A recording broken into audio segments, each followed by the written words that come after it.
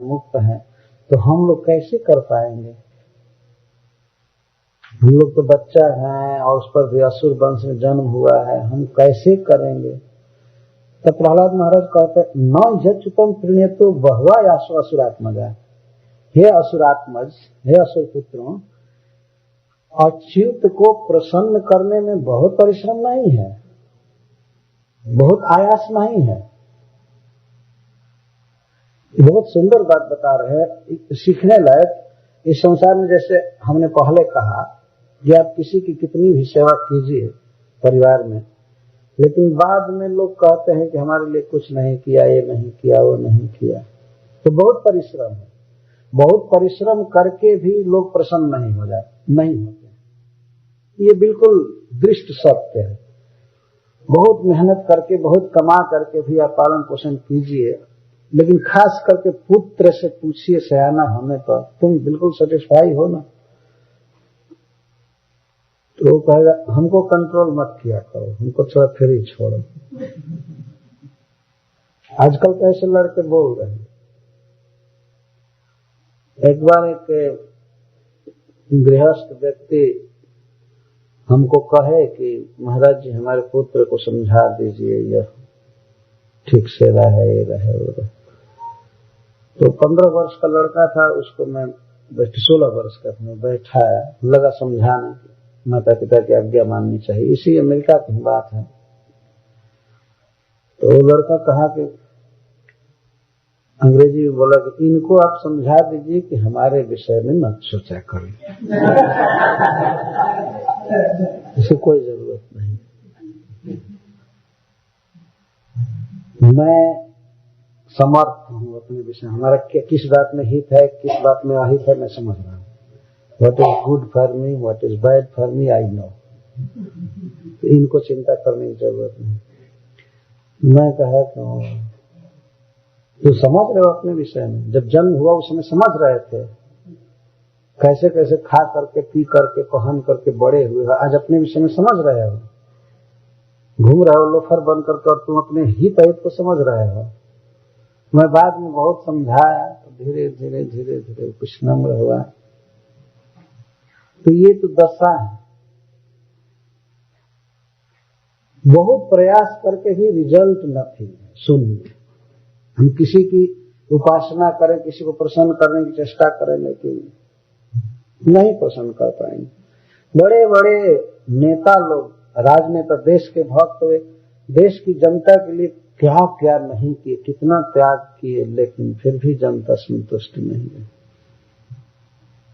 हमारे देश में तो प्याज महंगा हो गया, बस सरकार बदल गई। ये नहीं देखा कि उस व्यक्ति ने कितना क्या किया और जनता के लिए और क्या किया, कोई विचार नहीं। क्यों प्याज महंगा हुआ, हटा दो। ये तो मतलब जनता को या किसी को प्रसन्न करना बहुत कठिन है, लेकिन भगवान को बहुत आसान है प्रसन्न करना। कोई व्यक्ति क्या कभी कह सकता है कि हमको पत्रम पुष्पम फलम दे दो, मैं प्रसन्न हो जाऊंगा?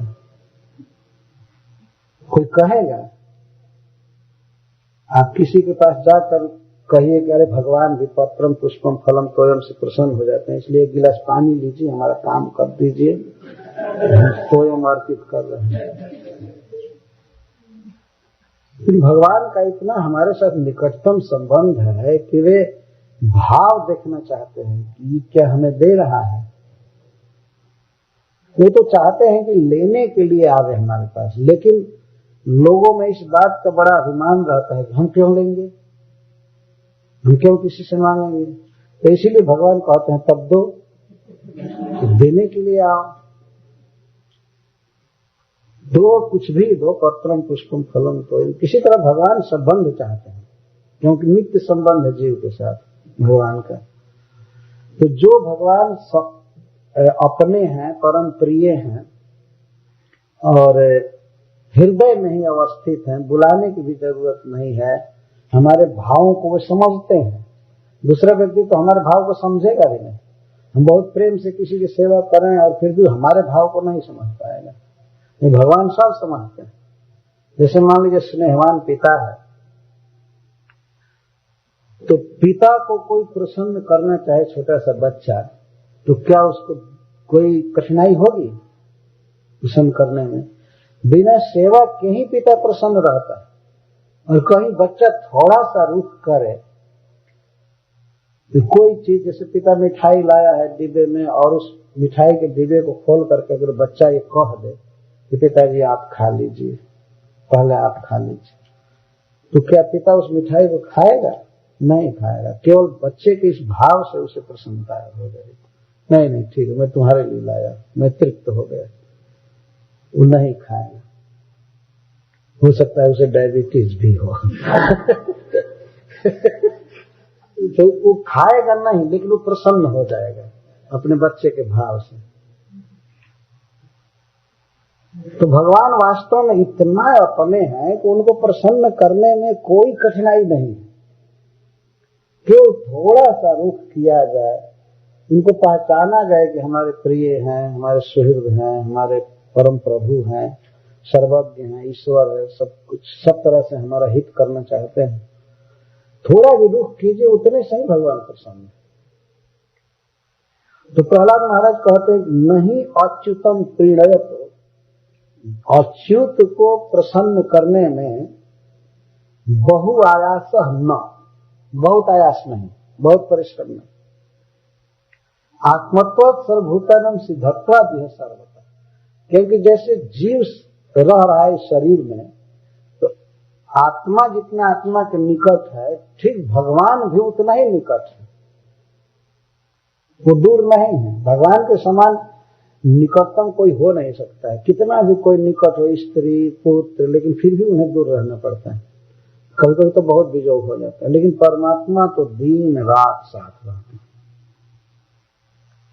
आत्मा की तरह आत्मत्व सर्वभूतानां, सभी जीवों के हृदय में है। सिद्धत्व भी है सर्वत्र, वो सिद्ध है, रह रहा है। तो क्या वे हमारी स्थिति को नहीं समझ रहे हैं कि इसकी कितनी शक्ति है, क्या है? वो तो केवल भाव देखते हैं। दूसरे लोग क्या भाव देखते हैं? आप एयरप्लेन का टिकट लेने जाइए और कहें मैं आपका भक्त हूँ, आपके प्रति बहुत प्रेम करता हूँ, इसलिए टिकट फ्री दे दीजिए। तो घर में यहाँ भाव की जरूरत नहीं है, यहाँ पर डॉलर चाहिए, यहाँ पर पैसा चाहिए, है ना? कहीं भी दुनिया में चाहिए। कोई है जो भाव से खुश हो जाए? कोई नहीं खुश होगा भाव से। आप प्रेम करें और वो व्यक्ति प्रसन्न हो जाए, नहीं, उसे वस्तु चाहिए। लेकिन भगवान ऐसे हैं जो हृदय के भाव को देखते हैं, क्योंकि भगवान को कोई कमी नहीं है। उन्हीं की संपत्ति तो हम लोग सब खा रहे हैं, परिपूर्ण है। ओम पूर्णमदः पूर्णमिदं पूर्णात् पूर्णमुदच्यते पूर्णस्य पूर्णमादाय पूर्णमेवावशिष्यते। वेद का पहला वाक्य यह है श्लोक। भगवान सब तरह से कंप्लीट, पूर्ण है। वेद दे रहे हैं सबको खाने के लिए, उनको कोई क्या दे सकता है? लेकिन जब उनके द्वारा दी हुई वस्तु को भी हम उनको अर्पित करते हैं, उनकी सेवा में देते हैं, तो भगवान प्रसन्न तो पहले से ही रहते, लेकिन स्पेशली बहुत खुश हो जाते हैं हमारे व्यवहार से। ठीक, हमारी भक्ति को देखकर प्रसन्न होते हैं, इसलिए नहीं कि हमने उनको कुछ दिया इसलिए प्रसन्न हो गए, ऐसा नहीं। हम क्या दे सकते हैं? सूर्य को कोई क्या लाइट दिखाएगा? सूर्य उगे और कोई टार्च जलाकर कहे देखिएगा स्खलन न हो, ठोकर न लगे, चलिए मैं आपको रास्ता दिखा रहा हूं। कोई सूर्य को प्रकाश दिखाएगा, दीपक दिखाएगा? सूर्य के प्रकाश से वो चल रहा है, वो काम कर रहा है। सूर्य को क्या कोई प्रकाश दिखाएगा? लेकिन फिर भी सूर्य को दीपक दिखाया जाता है। गंगा जी की पूजा करने लोग जाते हैं तो घर से पानी लेकर नहीं जाते हैं, और गंगा जी के पूजन में जल अर्पण भी एक पूजा है। 16 प्रकार के उपचार में जल देना, जल अर्पण करना एक पूजा है। तो गंगा जी का पानी लेते हैं और कहते हैं इदम जलम समर्पयामि, आपको मैं जल अर्पित कर रहा हूं। तो गंगा जी का पानी गंगा जी को देते हैं, फिर भी गंगा जी खुश हो जाती है, वो गंगा भक्त कहलाते। तो इस तरह से भगवान की सारी वस्तुएं हैं, वे सब जगह सिद्ध हैं, हमारी स्थिति को जानते हैं, हमारे प्रेमी हैं। उनको प्रसन्न करने में कोई प्रयास नहीं है।